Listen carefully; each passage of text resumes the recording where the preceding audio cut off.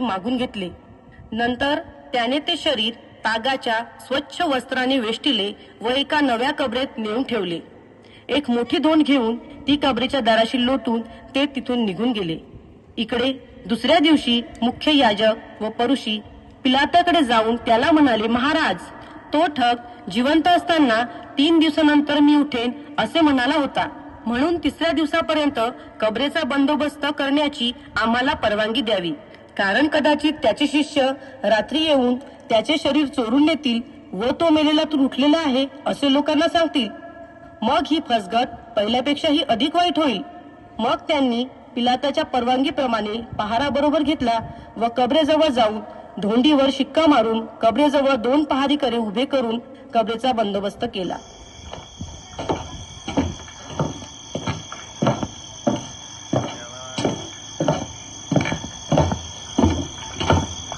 अरे भावा, कबरेची रखवाली आपल्याला फार काळजीपूर्वक करावी लागेल. जर आपण तसे केले नाही तर त्याची शिक्षा आपल्या सगळ्यांनाच मिळेल. हो, अगदी बरोबर. कारण एकाची जरी चूक झाली तरी शिक्षा ही सर्वांनाच मिळेल. कारण रोमी साम्राज्याचा कायदाच असा आहे. पहारेकरी पहारा देत असतानाच अचानक मोठा भूमिकंप झाला व 2 स्वर्गदूत कबरेजवळ आले.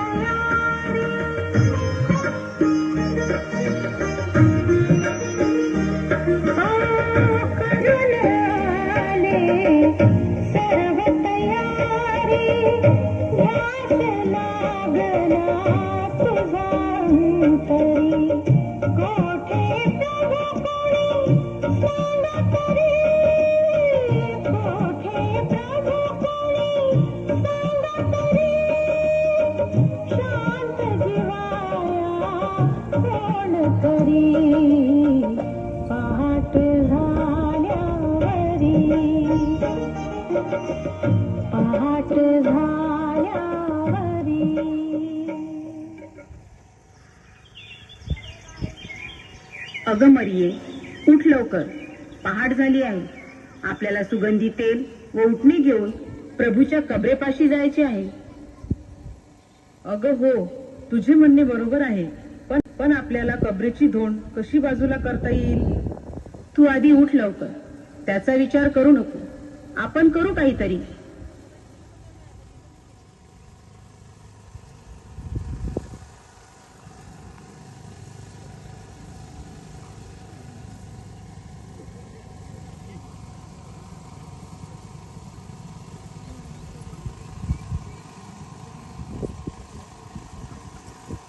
नंतर त्या दोघी कबरेजवळ पोहोचतात आणि आश्चर्यचकित होतात, कारण त्यांना कबरेची धोंड बाजूला झालेली दिसते.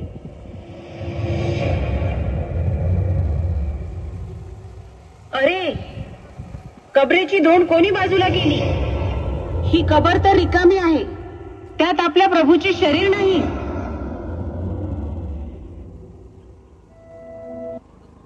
इकडं बघ इकडं.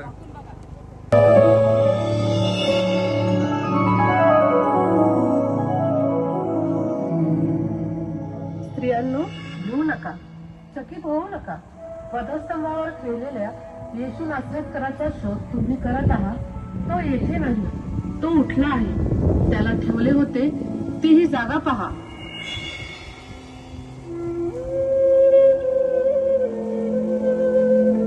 त्यांनी माझ्या प्रभूला कोठे नेले आहे ते मला ठाऊक नाही. आता मी काय करू? त्याला कोठे शोधू? प्रभू, बाई, तू का रडतेस? कोणाचा शोध करतेस? माळी दादा रे माळी दादा, माझ्या प्रभूला ठेविले कोठे. माळी दादा रे माळी दादा, माझ्या प्रभूला ठेविले कोठे.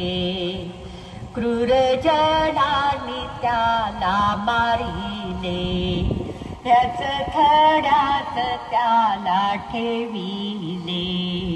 काल शब्दाची येणे नाही झाले, काल शब्दाची येणे नाही झाले.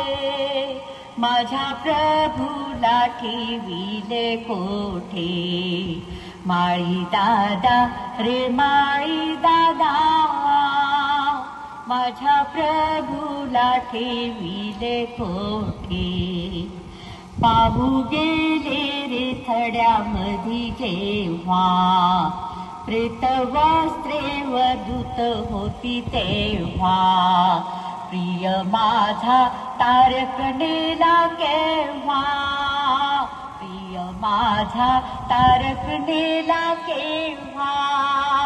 माझ्या प्रभूला ठेविले कोठे.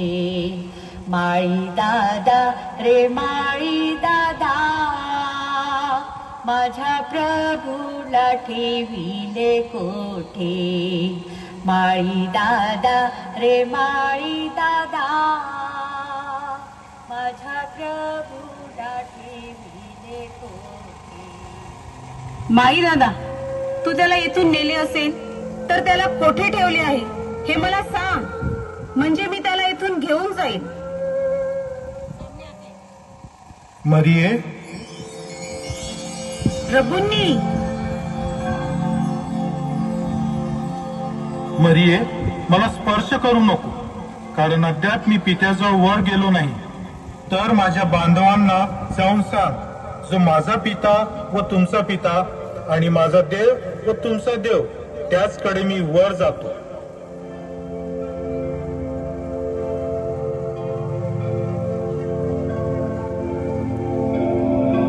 खरोखर उठला आहे, माझा प्रभू उठला आहे, खरोखर उठला आहे.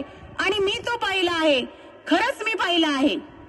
माझा प्रभू उठला.